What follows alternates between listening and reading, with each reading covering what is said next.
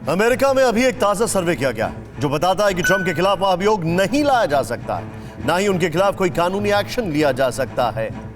Website Axios.com के लिए इप्सॉस agency की सर्वे के मुताबिक 80% रिपब्लिकन्स ट्रंप को समय से पहले उनके पद से हटाने के खिलाफ हैं।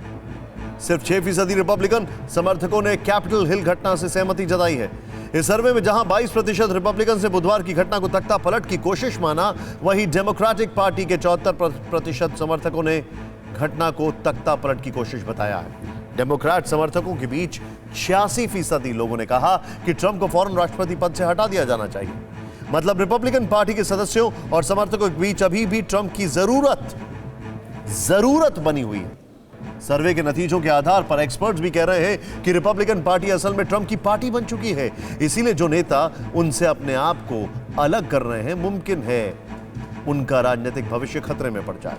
लेकिन इस सब के बावजूद भी अगर ट्रंप किसी मुसीबत में फंसते हैं तो ऐसे में राष्ट्रपति के तौर पर ट्रंप के पास 2 ट्रंप कार्ड हैं। पहला, राष्ट्रपति के तौर पर वो किसी गलती के लिए खुद को माफ कर सकते हैं, जिसको अंग्रेजी में प्रेसिडेंशियल इम्यूनिटी कहते हैं।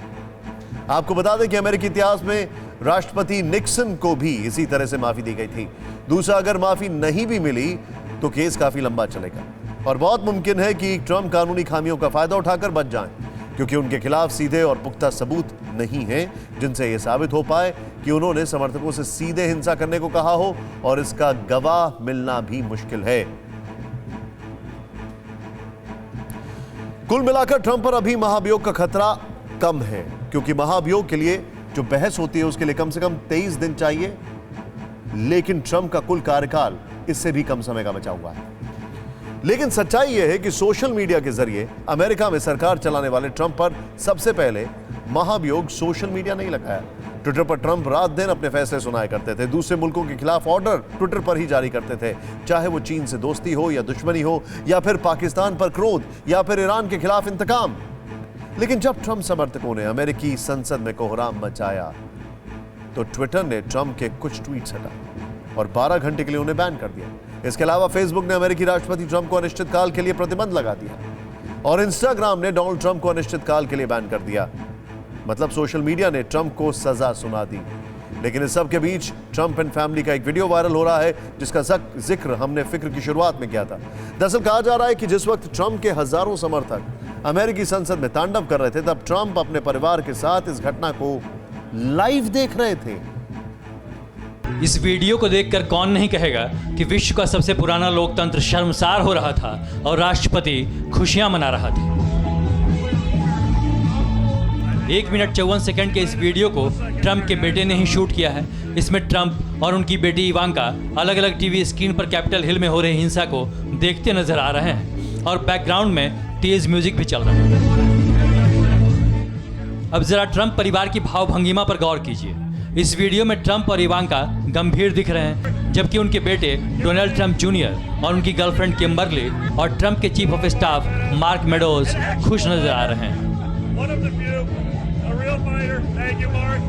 डोनाल्ड ट्रंप जूनियर और उनकी गर्लफ्रेंड किम्बरली तो इसमें झूमते नजर आते हैं। इस वीडियो में कुछ नारेबाजी भी सुनाई देती है, जिसमें ट्रंप से जंग जारी रखने को कहा जाता है। राष्ट्रपति ट्रंप के हाथ में एक हैट नजर आता है जिस पर लिखा है मेक अमेरिका ग्रेट अगेन। हालांकि पहली नजर में ऐसा लगता है जैसे वो बॉक्सिंग ग्लव्स पहने हैं। ट्रंप ने इलेक्टोरल कॉलेज के वोटों की काउंटिंग से पहले ही अपनी रैली बुलाकर भाषण देकर अपने समर्थकों को उकसाया। उनसे कहा कि वो कभी हार न माने। और जब उनके समर्थक अमेरिकी संसद में तोड़फोड़ और मारपीट कर रहे थे, तब वीडियो में ट्रंप के बेटे कहते सुनाई देते हैं कि वो प्रदर्शनकारियों के काम से खुश हैं। और यही वो सबूत है जिसके बूते अब अमेरिका का बड़ा तबका ट्रंप के लिए सजा की मांग कर रहा है। कुछ तो आज ऐसे कुछ देश भी हैं जहां लोकतंत्र को हमेशा कुचला जाता रहा है, और इन देशों में चीन भी शामिल है। अलग अलग बोलियों और भाषाओं में एक मशहूर कहावत है, सूप बोले तो बोले, चलनी भी बोले, जिसके 72 छेद। इसका मतलब यह हुआ कि जिस आदमी के अंदर खुद ही कई सारे दोष हों, वो किसी और पर उंगली कैसे उठा सकता है। आज चीन पर यह बात 100% लागू होती है। जो चीन आज अमेरिका पर हंस रहा है, अमेरिका पर सवाल खड़े कर रहा है, उसे ऐसा करने का अधिकार है क्या? बिल्कुल नहीं। और इसीलिए आज हम कह रहे हैं कि तुम तो मत हंसो चीन।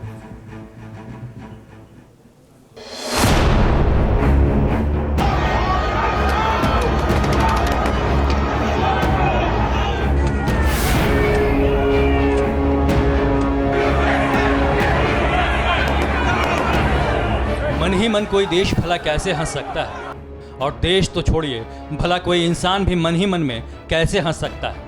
वैसे तो इस सवाल का जवाब आसान नहीं होता, लेकिन मुस्कुराहट के मामले में बेहद कंजूस दिखने वाले जिनपिंग आजकल यही काम कर रहे हैं, और इसलिए हम ये आपत्ति जता रहे हैं कि कम से कम तुम तो मत हंसो चीन। जरा ये तस्वीर देखिए। अमेरिका अशांत हुआ तो चीन की बाछें खिल गई। चीनी सरकार के मुखपत्र ग्लोबल टाइम्स ने बिना देर किए स्टैच्यू ऑफ लिबर्टी की मशाल को नीचे गिरा हुआ दिखा दिया। चीन ने तुरंत पुराने पन्ने खोले और अमेरिका को याद दिलाया कि आपको तो हांगकांग की तस्वीरें बहुत प्यारी लग रही थी, लेकिन हम फिर भी कहेंगे तुम तो मत हंसो चीन, तुम मत हंसो, क्योंकि चीन में यह कल्पना नहीं की जा सकती कि उसके राष्ट्रपति के अकाउंट को सोशल मीडिया पर ब्लॉक कर दिया जाए। चीन की इस मुस्कुराहट का रहस्य भी समझ लीजिए।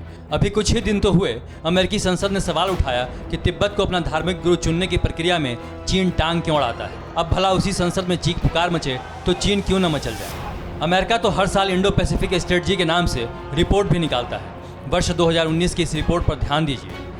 इंडो पैसिफिक क्षेत्र के बारे में रिपोर्ट में कहा गया है कि खास तौर पर कम्युनिस्ट पार्टी के नेतृत्व में चीन इस क्षेत्र में बदलाव की फिराक में है। वो अपने फायदे के लिए सेना का आधुनिकीकरण कर रहा है और दूसरे देशों पर दबाव बनाने के लिए लूट खसोट वाली अर्थव्यवस्था फैला रहा है। जाहिर है, अमेरिका जब इंडो पैसिफिक बोलता है तब मनोवैज्ञानिक तौर पर भारत मजबूत होता है और चीन कमजोर दिखने लगता है। इसलिए अमेरिका में अशांति होगी तो चीन मुस्कुराएगा ही। लेकिन हम फिर कहेंगे तुम तो मत हंसो चीन। तिब्बत को निगलते हुए, उइगरों को प्रताड़ित करते हुए, ताइवान पर बुरी नज़र रखते हुए और विस्तारवाद के रास्ते पर चलते हुए अगर तुम्हें अमेरिका पर हंसी आती है तो जरा चारों ओर सिर घुमाकर देख लो, दुनिया भी तुम पर हंस रही है। न्यूज़ टॉप 9 रोज सुबह 7 बजे और शाम 7 बजे सिर्फ TV9 भारतवर्ष पर।